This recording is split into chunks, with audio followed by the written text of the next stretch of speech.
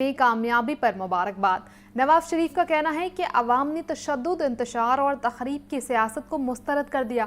कायद मुस्लिम league नून नवाज शरीफ ने league के उम्मीदवारों को ज़िमनी इलेक्शन में कामयाबी पर मुबारकबाद दी है। सोशल मीडिया प्लेटफॉर्म एक्स पर बयान में नवाज शरीफ का कहना है कि अवाम ने तशद्दुद, इंतशार और तखरीब की सियासत को मुस्तरद कर दिया। वज़ीर-ए-आज़म शहबाज शरीफ और वज़ीर-ए-आला मरीम नवाज की मेहनत और बेलौस खिदमत मुल्क को सही राह पर वापस ला रही है। पाकिस्तानी अवाम ने तरक्की, खुशहाली और इस्तेहकाम के रास्ते का इंतखाब कर लिया है। नौमुंतखब MNA हाफिज नुमान ने गुलशन रावी में मरकज़ी इंतखाबी दफ्तर का दौरा किया, कारकुनों से मुलाकात की और इंतखाब में कामयाब कराने पर उनका शुक्रिया भी अदा किया। हाफिज नुमान ने कहा, पार्टी की लीडरशिप ने मुझ पर एतमाद किया। NA-129 से कामयाबी अवाम का नून लीग की क़यादत पर एतमाद का इजहार है। रिपोर्ट कर रहे हैं मोहम्मद उसामा।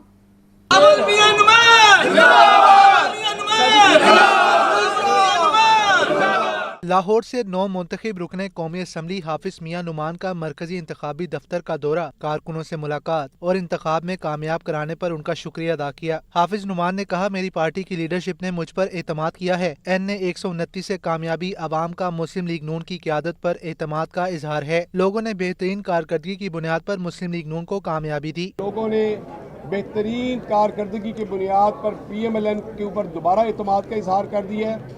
अल्हम्दुलिल्लाह पंजाब अब PMLN का किला है और इंशाल्लाह ये मैसेज जो है ये पूरे पाकिस्तान में जाएगा कि लोग अब कारकर्दगी को देखते हैं, लोग ज़बानी जमा खर्च से पीछे हट गए हैं। हाफिज नुमान का कहना था, भारत के दांत खट्टे करने पर अफवाज पाकिस्तान को खिराज तहसीन पेश करता हूँ। पाकिस्तान इस वक्त मजबूत हाथों में है। मुल्क में अमन व अमान को यकीनी बनाया जा रहा है। वज़ीर-ए-आज़म शहबाज शरीफ की क़यादत में मुल्क तरक्की की मंजिलें तय कर रहा है। वज़ीर-ए-आला मरीम नवाज पंजाब की तरक्की के लिए दिन रात कोशां हैं। अफवाज पाकिस्तान को खिराज तहसीन पेश करता हूँ कि 10 गुना बड़े दुश्मन हिंदुस्तान के दांत खट्टे किए हैं। पाकिस्तान ने हिंदुस्तान दुनिया भर में ज़लील और रुसवा हुआ है।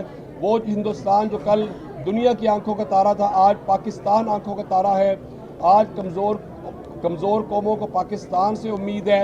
आज आपके वज़ीर-ए-आज़म के गिर्द पूरे दुनिया के वज़ीर-ए-आज़म घूम रहे हैं। कारकुनों ने नौ मुंतखब MNA हाफिज मियां नुमान की जीत की खुशी में मिठाइयाँ तकसीम की। कैमरामैन फ़खर अब्बास के साथ मोहम्मद उसामा, लाहौर न्यूज़। ज़िमनी इंतखाबात का मार्का मुकम्मल। मुस्लिम लीग नून की नशिस्तों में 6 सीटों का इजाफा। नून लीग 235 अरकान के साथ पंजाब असम्बली की सबसे बड़ी जमात बन गई। नई पार्टी पोजीशन के मुताबिक ज़िमनी इलेक्शन में 1 सीट के इजाफे से ऐवान में पीपल्स पार्टी की नशिस्तों की तादाद 17 हो गई।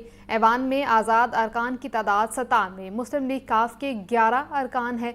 इस्तेहकामी पाकिस्तान पार्टी की 7 जबकि मजलिस वहदतुल मुस्लिमीन की 1 नशिस्त है।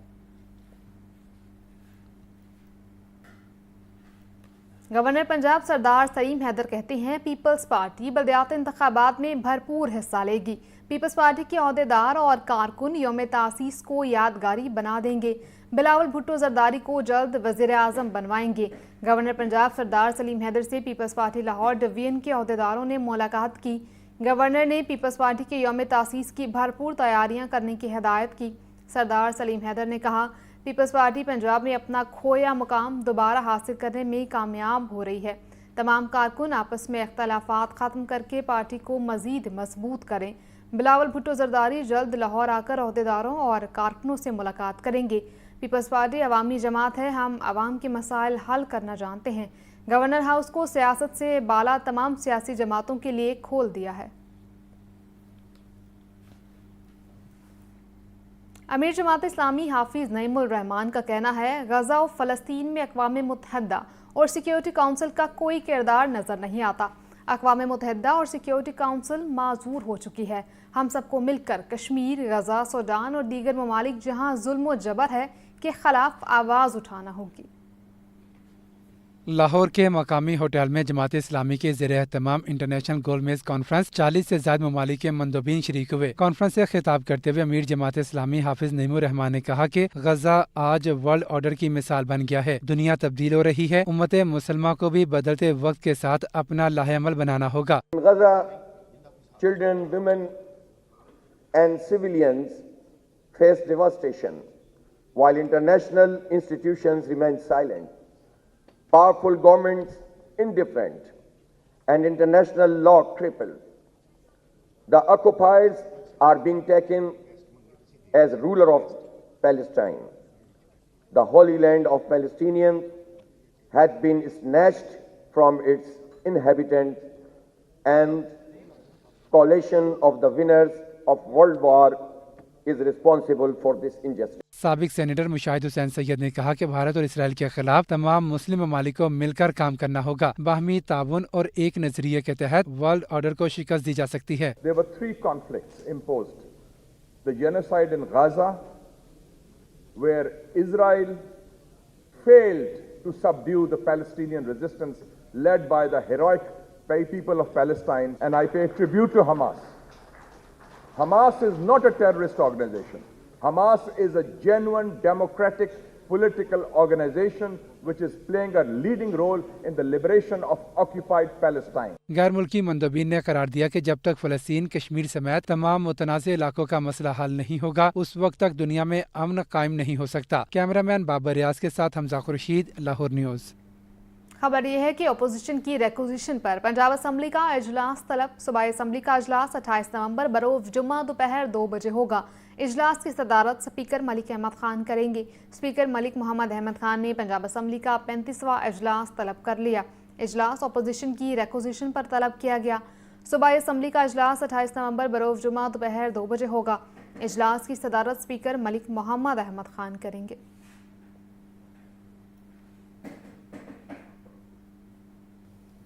کانٹریکٹ سسٹم ختم کر کے 1% کوٹا کیا جائے.